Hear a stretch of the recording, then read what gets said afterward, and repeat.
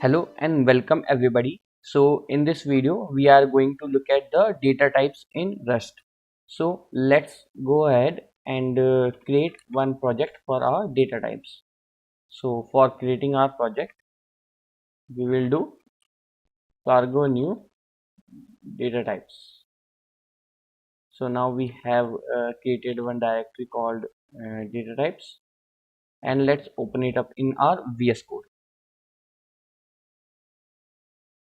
So now we can see we have this main function. So what we are going to look at, we have two types of data types. One is our scalar types, and other is our compound types. So for our scalar types, we have integers, we have float values, and we have booleans, and then we have character type. And for our compound values, we are going to look at tuples and arrays. Okay, so these are the things we are going to look at. So what we have is our integer types first. So let's look at our integer types. So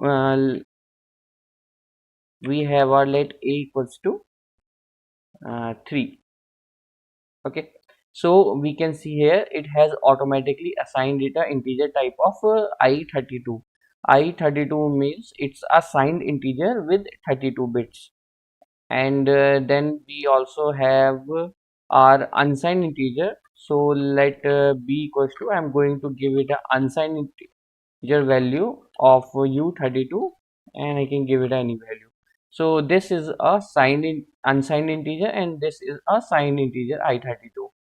Okay, so this can become 8-bit also, so it can be I8, and this can also be I8. So what are the integer types we have is, we have our I8, then we have our I16, then we have our I32, then I64, then I128,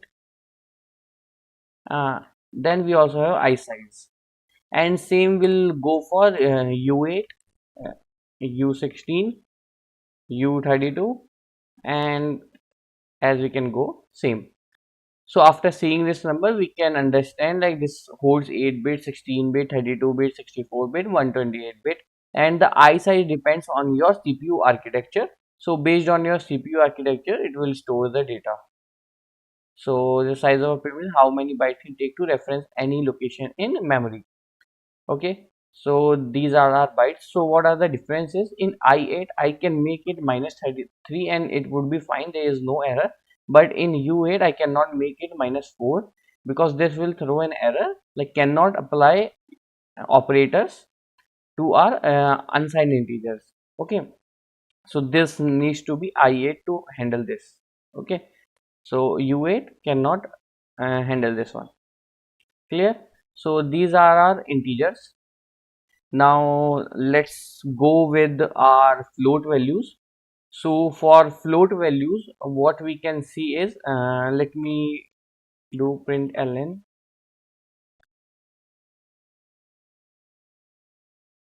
Let me give it a value of x. So for our float value, we also have the same kind of things. So let x equals to 3.2. Okay, so you can see it has automatically given it a float 64 value. So this holds, you can see the value of the literal, it holds 64 bits in a 3.2. So this would be like 000 something that would be stored in the memory, and we can give it float 32 also to hold 32-bit value. Okay, then and float 64 to hold 64-bit value. Okay, I did not give this, sorry, this. Okay, so that we can do. So I can print it, cargo run. So we can see this printed our float value, and we can perform all the operations on these integer and float values, like addition, subtraction, multiplication, and division. So let's see if our x is 3.2 divided by 2. So ah, yes, here we can see we have a error when we try to delete sorry, when we try to divide our float value with the integer value. It says float cannot be divided by integer. So we can also do a cargo check, and it says float value cannot be divided by integer value. So for this we can also do this. So this makes both of them float and it works fine. So we can go cargo run, and here I can see I got a float value, that is fine. And we might also able to do this. So what it does is the same output. What this does is it converts this 2 into float 32. This is how also we can parse one data type to other. So we can type like this. So I can also convert into float 64, and that okay, I have expected float 32, so this needs to be also float 64. So we can get our float 64 value. So this is our division by float values. If I remove this, it will automatically take based on the values. I can now, let's go divide 5 by 2. So it gives us I32. Here I can see if I cargo run, it gives us 2. It doesn't give us a float value because when we divide an integer to integer, it will give us integer and doesn't care about the remainder that we got. Okay, then let's type it, force it to give us a float value. So does it give us? No, doesn't. So for dividing integer and integer, it will give us a integer. So same way we can go with this multiplication. Then we can also go x equals to 5 plus 2. It also gives us a value 7. Okay, so same way we can do multiplication, division. Let x equals to 5 multiplied by 2. Then yes, we also have a modulus to get a remainder. So when we go 5 modulus 2, here we can see we will get a remainder of 1 here in this case. Let's run it and see. So we get a 1. So this is for a remainder, and these are all the operations that we can perform. Next is our boolean. So boolean is a data type that holds true or false values. So there can only be two values. Let x equals to true. So it will be a boolean value by default. It would be a true or false. Other than that, it cannot be anything else. It is a boolean value. We use this mostly in our conditional statements like if statements, to check if a condition is true or false. So this is the boolean. Next is our character type. So let x equals to a. So this is our character types. So our character types will be defined with a single quote. This is the character, we call it a character literal in Rust. So character literal is defined with character literal is defined with single quote in Rust. If we make it a double quote, it will become a string literal. So you can see it becomes a string literal. Character literals are defined in A, and characters are Unicode encoded in Rust. So that means this is not limited to ASCII characters. We can have any character uh, that is not a English alphabet. So we can have other languages like Russian also, Hindi also. So any language we can have. We can have emojis here. So let's see an example. Let me open a Chrome.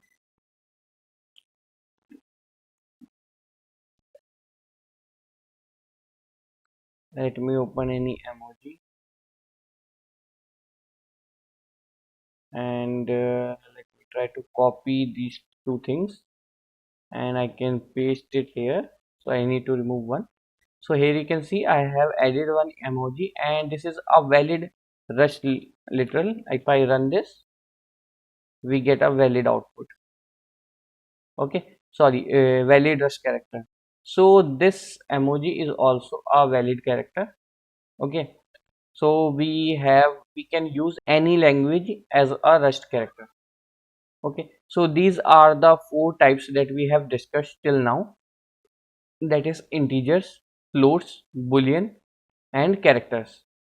So next is we are going to understand tuples and arrays.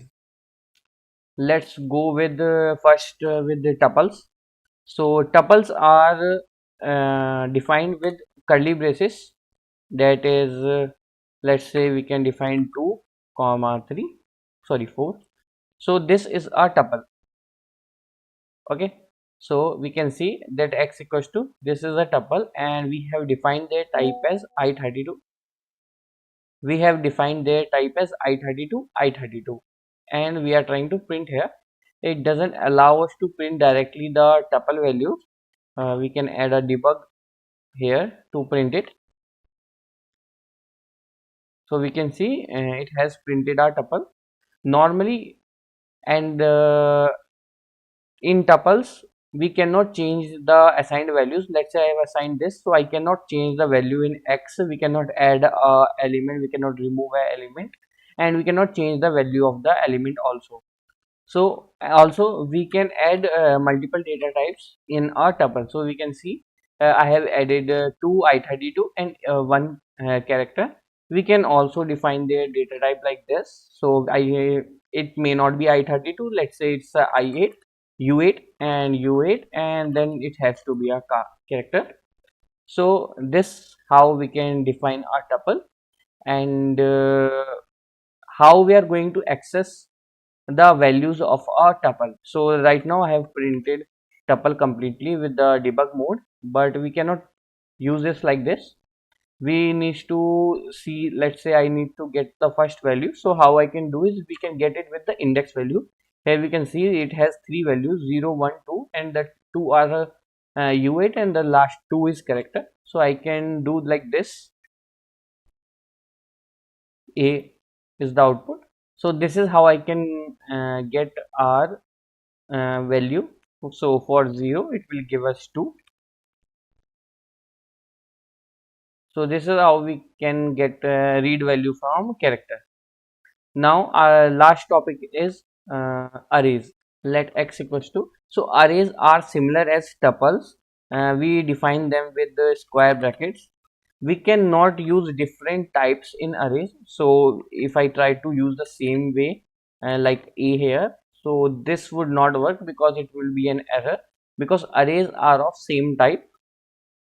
Same here, we have to define the array initially. What is the length of the array and what will be the data type of the array.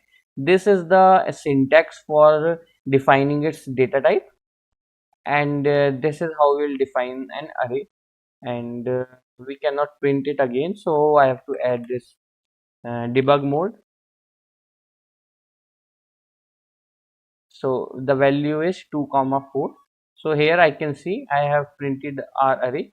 So how I am going to define an array, let's say let x, I don't know the value initially. I am going to define an array. It will be an I32 with the length of 10 characters. Okay, now I need to give 1 comma 2 comma 3 comma 4 comma 5 comma 6 comma 7 comma 8 comma 9 comma 2. So this is how we can define. I want to define I32 with type 10 variables. I can also define if I want to have a same value. Let's say I wanted a 0 value everywhere, and it would have to be 10 characters. There is no exception to that. So I can print here, so it will give us 10 0 values. Okay, so I have to fill the data. So this is how we are going to define arrays. So that's it for this video. In this video we have seen our integers, floats, boolean and the character types. Characters can be any Unicode, valid Unicode character. Then we see tuples and arrays. Both are similar. Tuples can have multiple data types, but arrays cannot have multiple data types. They have to be the same length and with the same data type.